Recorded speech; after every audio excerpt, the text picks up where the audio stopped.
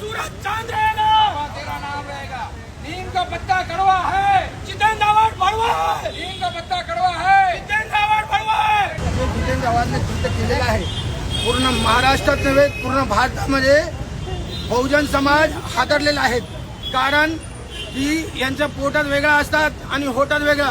नेहमी मी बघतोय की कोणत्याही प्रश्नावर जितेंद्र आव्हाड रस्त्यावर उतरतो, पण त्यांच्या पक्षाचे महिला आघाडी किंवा पक्ष प्रमुख पक्षामध्ये जे त्यांची लाडकी पोरगी आहे हे कधी बाबासाहेबांचा किंवा आमचे बौद्धिस्ट लोकांचा किंवा बहुजन समाजाचे लोकांचा कधी अन्वय आणि यांच्या विषय कधी बोलत नाही।